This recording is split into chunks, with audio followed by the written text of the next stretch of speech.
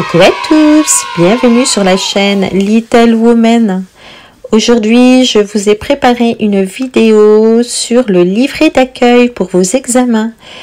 Vous allez pouvoir vous en inspirer et pour vous en inspirer, vous mettez à pause et vous pouvez prendre note. Bien sûr, ne faites pas du copier-coller. Allez, c'est parti!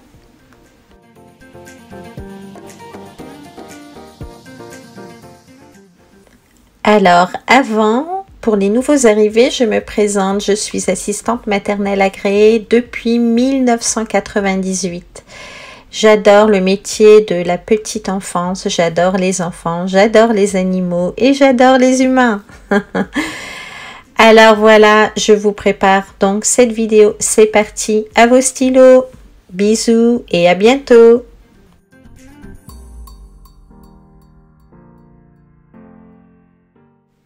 Mes motivations.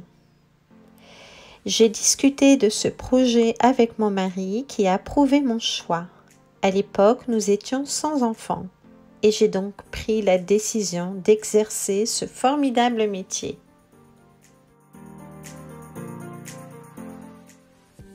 Le lieu d'accueil. J'habite et j'accueille votre enfant dans une maison avec un jardin.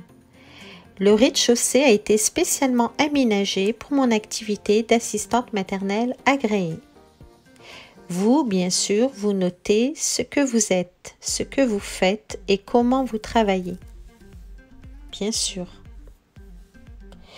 Mon lieu a été visité par la puéricultrice et l'assistante sociale. Les aménagements ont été effectués afin d'assurer la sécurité et le bien-être des enfants accueillis. J'organise différents espaces adaptés au temps fort de la journée. Un espace repos dans lequel chaque enfant a son lit et pourra faire sa sieste dans le respect de ses habitudes et de son rythme. Un espace jeu dans lequel chaque enfant pourra s'adonner à ses activités préférées avec des jouets adaptés à son âge et son développement psychomoteur. Un espace jeu extérieur où les enfants pourront avoir des activités plus physiques et se dépenser. Activités de motricité. Vous pouvez mettre des photos, bien sûr, sur votre livret d'accueil. Jeux et jouets. Les jeux d'imitation, cuisine, poupées, dinettes, chariots de ménage, etc. Les jeux à pousser, tirer, table d'activité. Les jeux symboliques, voitures, animaux. Les jeux éducatifs, jeux d'encastrement, puzzle, boîte à forme. Et les jeux de connaissances, loto, domino. Les jeux sensoriels, les jeux éveil musical, instruments, comptines. Ensuite, la bibliothèque, histoire, conte.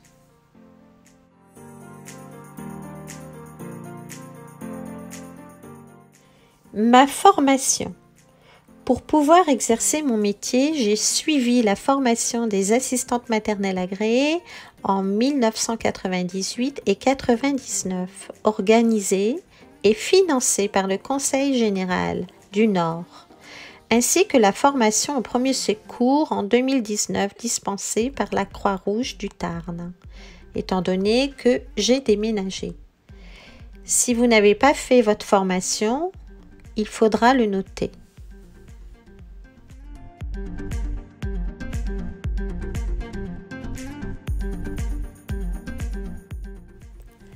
Mon rôle en tant qu'assistante maternelle agréée.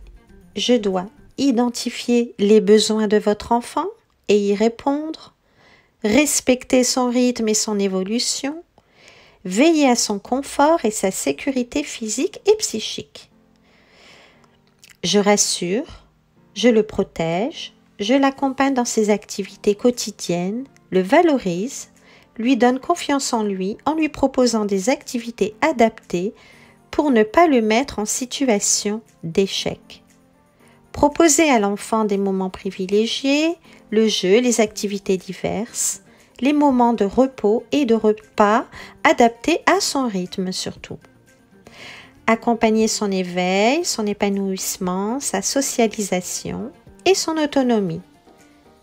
Respectez vos attentes. Pour ce faire, je travaille en collaboration avec vous, en privilégiant le dialogue afin de nous permettre la construction d'une relation de confiance, vous soutenir et vous conseiller dans vos rôles éducatifs. Ce que j'ai noté là, c'est pour les parents, bien entendu.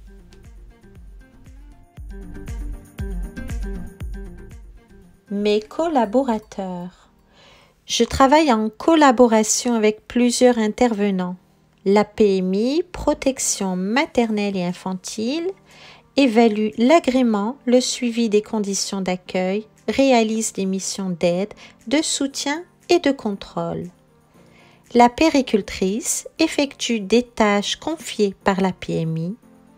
L'animatrice du RAM, relais d'assistante maternelle, a un rôle d'information en organisant des réunions auprès des assistantes maternelles et assistants maternels, mais aussi auprès des parents.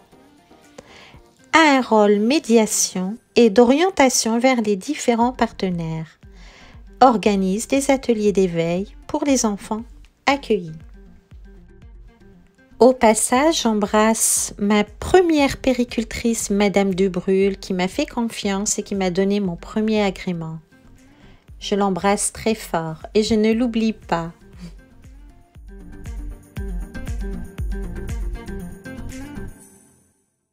Mes valeurs éducatives, son épanouissement. Je lui propose diverses activités variées et adaptées.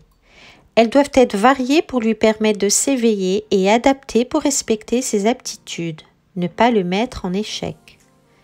Sa socialisation. Je me déplace au RAM, bibliothèque, dehors, etc. Son autonomie. Je l'accompagne dans tous les actes de la vie quotidienne, mais je n'interviens pas automatiquement. Je le soutiens, le stimule et l'encourage.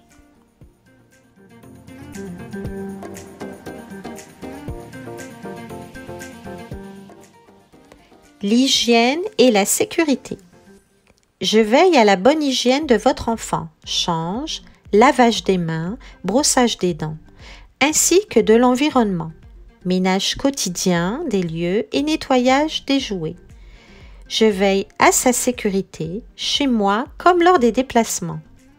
Je suis seule responsable de votre enfant durant l'accueil.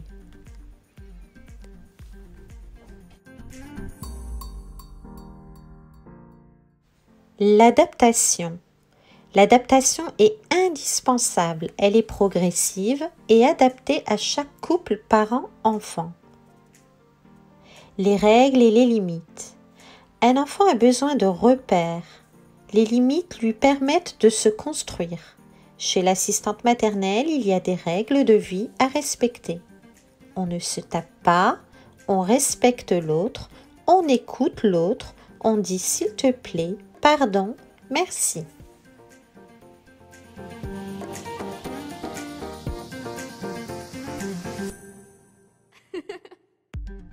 L'importance des parents. Je vous laisse une place les plus importantes, car il est indispensable que vos demandes concernant votre enfant et son éducation soient respectées. Attention, le bien-être de votre enfant est la priorité. Je ne ferai rien qui puisse nuire à sa santé ou ne respecterai pas son évolution, même si vous me le demandez. Exemple, le mettre sur le pot trop tôt, le coucher autrement que sur le dos, ou le forcer à manger, ou le forcer à ne pas dormir.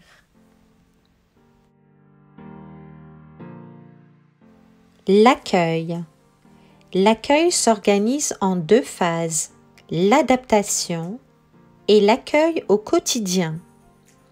L'adaptation est une préparation à la séparation de l'enfant avec ses parents. C'est une étape indispensable de l'accueil. Elle correspond souvent à une première séparation et l'enfant est confié hors cercle familial pour la première fois. Cet accueil doit être progressif et adapté à chaque couple enfant-parent. Cette adaptation permet à l'enfant de se séparer en douceur de ses parents, de faire connaissance avec son assistante maternelle, de s'adapter au lieu d'accueil, de s'adapter aux autres enfants accueillis. Aux parents de faire connaissance avec le professionnel, d'informer l'assistante maternelle sur les habitudes de leur enfant. Les modalités de cette adaptation sont définies à la signature du contrat. Nous nous adapterons avec un rythme progressif et pourrons envisager l'accueil au quotidien.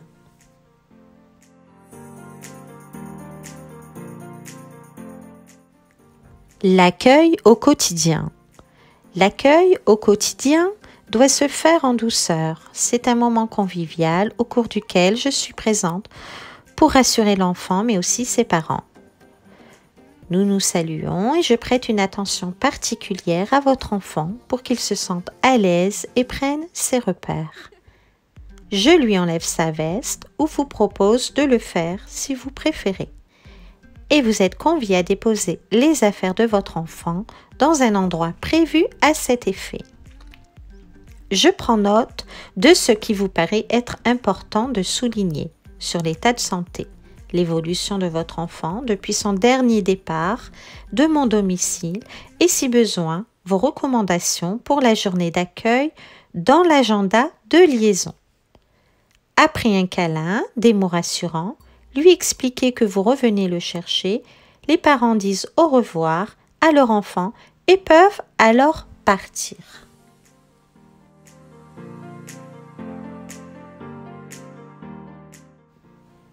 À ce moment-là, nous avons instauré un rituel avec l'enfant. Nous allons poser le doudou s'il y en a un dans le casier de l'enfant et je l'invite à découvrir le coin jeu que je lui ai préparé. Tout au long de la journée, je fais en sorte que vous soyez présent et le rassure sur vos sentiments vers lui. Il est important de lui rappeler que vous l'aimez et pensez à lui. Les temps forts de l'accueil. La journée de votre enfant va être rythmée de temps forts. Le jeu, la sieste, le sommeil, le repas, son alimentation, l'hygiène, la sécurité et la santé, l'échange, la communication. Le jeu. L'enfant aborde le monde par le jeu. Dit par un psychologue. Le jeu est sa principale occupation. C'est un facteur de développement pour votre enfant. Le jeu lui permet d'éveiller ses 5 sens, son toucher, sa vue, son odorat, son ouïe, son goût.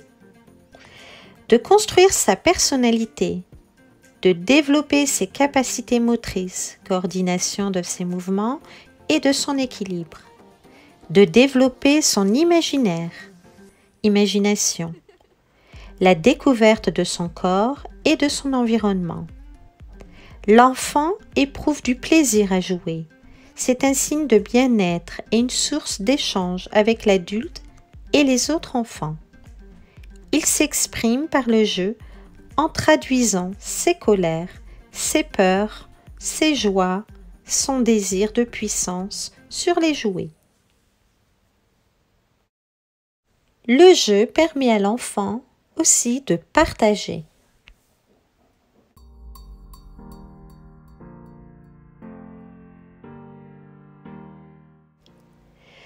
Pour permettre tous les bienfaits du jeu, j'organise des espaces de jeu, diversifiés et adaptés à votre enfant, sécurisants, lui permettant de se mouvoir librement, lui permettant de jouer de façon autonome.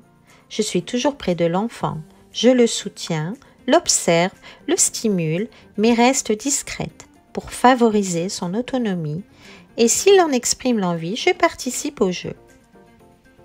Adapté au développement de l'enfant pour ne pas le mettre surtout en situation d'échec et lui donner confiance en lui. pour le ou les bébés. J'organise un coin jeu où il peut jouer sur un tapis d'éveil. Je varie les supports, avec des jouets à disposition diversifiés en couleurs, formes et matières pour qu'il observe, manipule et éveille tous ses sens. Il va les découvrir allongés sur le dos. Et ces jeux vont évoluer avec sa motricité. Pour les ou le plus grand, j'organise toutes sortes d'activités qui vont lui permettre de comprendre et maîtriser les jouets, mais aussi de partager et de se socialiser. Les jeux de manipulation, pâte à modeler, pâte à sel, farine, sable, jeux de transvasement. Ces jeux ont un rôle de créativité, de langage, de socialisation et d'expression de soi. Les jeux symboliques, les marionnettes, les poupées, les déguisements, les voitures, etc. Ces jeux permettent à l'enfant de jouer avec ses peurs et d'apprendre à les gérer. Ils permettent à l'enfant de déplacer ses sentiments négatifs comme positifs sur les jouets. Les jeux d'imitation, le ménage, jardinage, cuisine, bricolage, etc. C'est faire comme. Il va imiter les grands, l'adulte, maman, papa. Les jeux éducatifs, jeux d'emboîtement, les caplas, les Go, loto, domino, puzzle, etc. Les animations. Je propose aussi des animations.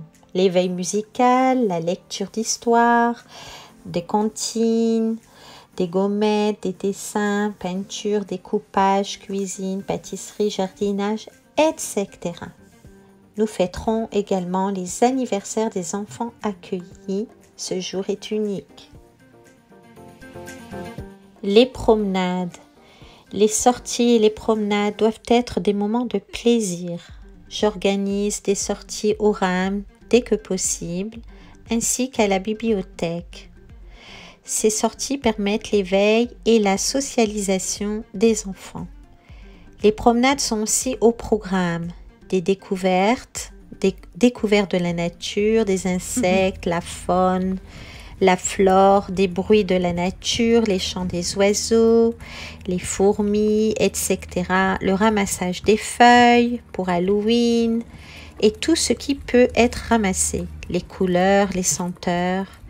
La découverte des animaux sur le chemin de la promenade, nous découvrirons des poules, des ânes, des chevaux, des moutons, des chats, les chats de nounou. Et le parc, nous pourrons aller au parc pour s'amuser, développement psychomoteur et socialisation. La journée se terminera par le rangement et le classement des jouets. C'est un moment important durant lequel l'enfant apprend à se structurer et à s'organiser. En conclusion, j'ajouterai qu'un enfant qui ne joue pas doit nous interpeller et précise que toutes les activités sont faites dans le respect du rythme de l'enfant. Le sommeil. La journée de l'enfant est rythmée par des moments de repos ou de sieste. Le sommeil permet à votre enfant de grandir. Il enregistre les connaissances de la journée pendant qu'il dort. C'est un moment primordial pour son développement et sa croissance. L'enfant a besoin de dormir et je fais en sorte d'organiser ce moment pour qu'il soit agréable. Je veille à respecter ses habitudes, ses rituels d'endormissement avec des histoires, son doudou, tétine, veilleuse, boîte à son, etc. Je le couche dans une tenue confortable ou avec une gigoteuse à sa taille, sans oreiller ni couverture, dans une chambre à bonne température, entre 18 et 19. Je le couche sur le dos selon les recommandations des services de la PMI. Je le surveille avec caméra et interphone pendant son sommeil et veille à ne pas interrompre son cycle de sommeil. L'enfant est levé dès qu'il exprime son désir de ne plus dormir. Si l'enfant ne veut pas dormir, je lui aménage un temps de repos ou un temps calme avec des histoires. Les repas. L'alimentation de l'enfant. Une petite cuisine a été spécialement faite pour les petits-enfants que j'accueille. Nous prenons les repas dans cette petite cuisine. C'est un moment convivial, rempli d'échanges. Ils sont pris dans le calme et la bonne humeur.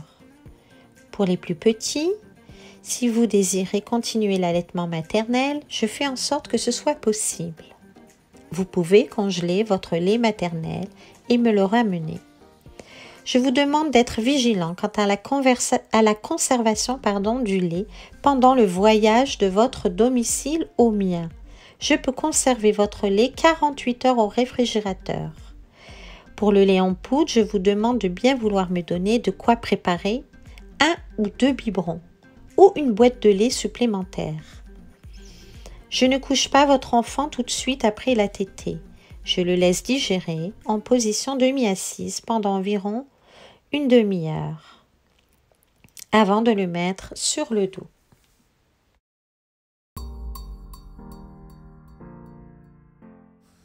Pour les plus grands, en général, je ne fais pas les repas, mais si besoin, je le ferai si les parents me le demandent. Je participe activement à la diversification. Elle est progressive, on n'introduit qu'un seul aliment à la fois pour s'assurer de la tolérance alimentaire. C'est vous, les parents, qui gérez cette diversification et l'introduction des aliments. Je poursuis cette introduction selon vos recommandations par la suite. Je vous demande aussi une grande vigilance quant à la conservation des repas de votre domicile au mien. Pour le respect de la santé de votre enfant, ne rompez pas la chaîne du froid. Le repas est un moment de découverte, des découvertes des goûts. Il faut développer la notion du plaisir. Je ne le force pas à manger, mais l'encourage vivement à goûter. L'enfant va apprendre à manger seul, d'abord avec les mains, puis avec la cuillère. Je l'accompagnerai vers cet apprentissage. Je respecte le régime alimentaire de chacun, selon sa culture et sa religion. Nous mettons la table et je fais participer l'enfant au service. J'utilise le Montessori. Certaines règles sont instaurées, notamment celle de la politesse. S'il te plaît, merci, etc. Nous lavons les mains avant et après chaque repas. L'hygiène, la sécurité et la santé. L'hygiène est un point clé du respect de la santé de votre enfant. Le lavage des mains avant toute manipulation de l'enfant est primordial. Préparation des biberons, change, toilettes, etc. J'effectue le nettoyage courant des équipements et des locaux tous les jours avant l'arrivée des enfants, ainsi que l'aération de toutes les pièces. Je respecte les règles d'hygiène et de sécurité strictes préconisées par l'APMI et moi-même. Le linge de lit, drap et gigoteuse et le linge de toilette, gants, serviettes sont personnels à chaque enfant et brodés avec leur prénom et tenus propres chaque semaine. Le change et la toilette sont des moments privilégiés et d'échange avec l'enfant. Paroles, regards, chants, etc. Je participe à l'apprentissage bucco-dentaire de votre enfant et l'apprentissage de la propreté dès que l'enfant se sent prêt, 2 ans et demi à 3 ans. En cas de maladie, je donne des médicaments seulement s'ils sont prescrits par le médecin et avec ordonnance. L'environnement d'accueil est non fumeur. Je ne fume pas et personne ne fume sur le lieu d'accueil. La communication. Durant l'accueil, la communication est indispensable avec l'enfant, mais aussi avec les parents, et surtout avec les parents. Avec l'enfant, nous communiquons tout au long de la journée, durant le change, le repas, le jeu, l'endormissement. J'observe les enfants pour déceler leurs besoins et y prends note sur un petit carnet. Ils ne parlent peut-être pas encore, mais s'expriment par les gestes, les pleurs, les rires, les cris. Et il répond. Avec les parents, le dialogue est privilégié. À l'accueil, j'écoute vos demandes, vos interrogations, vos recommandations. Que s'est-il passé durant la soirée, la nuit, le week-end, les vacances? Au retour des parents, nous échangeons sur la journée de leur enfant. Je laisse les enfants et les parents profiter de leurs retrouvailles, puis vous fais une transmission orale et rapide des éléments importants de la journée. En effet, je procède à une transmission quotidienne et rapide qui permet de communiquer les points clés de la journée, tout en ne m'attardant pas. Ceci permet de ne pas déborder et respecter la vie privée de l'assistante maternelle. Je vous remets un agenda de liaison tous les soirs pour une transmission écrite dans la journée. Dans cet agenda, je vous rends compte de l'évolution de votre enfant et vous informe de son quotidien et des temps forts de la journée. Un souvenir également pour les parents et les enfants plus tard. Ce lien vous permet également de noter des informations que vous voulez me communiquer. Bien sûr, en cas de besoin, nous pouvons convenir d'un rendez-vous pour approfondir un point particulier ou échanger sur une situation précise. Mes obligations. En tant qu'assistante maternelle agréée depuis 1998, je m'engage à apporter les soins appropriés à l'âge de votre enfant et à concourir à son développement affectif et psychomoteur en lien avec vos choix éducatifs. Je ne laisserai jamais l'enfant seul. Je suis seule responsable de votre enfant pendant l'accueil et ne le confierai qu'en cas de force majeure avec votre autorisation à la personne convenue ensemble ou à une autre assistante maternelle agréée. Je dispose d'une assurance responsabilité civile professionnelle et d'une extension automobile professionnelle dans le cas de transport de l'enfant. Je suis tenue au secret professionnel, mais j'ai une obligation de signalement à la puéricultrice, à la PMI, de toute suspicion de mauvais traitement de l'enfant. Conclusion. Mes objectifs sont d'apprendre à connaître votre enfant afin d'adapter l'accueil, être reconnu dans mon rôle et mes compétences, et respecter et créer une relation de confiance.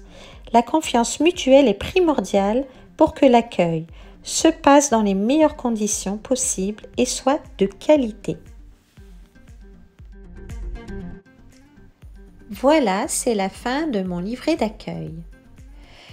J'espère que cette vidéo vous aura plu. N'hésitez pas à vous abonner et à mettre des pouces. À très bientôt pour d'autres vidéos sur la chaîne Little Woman.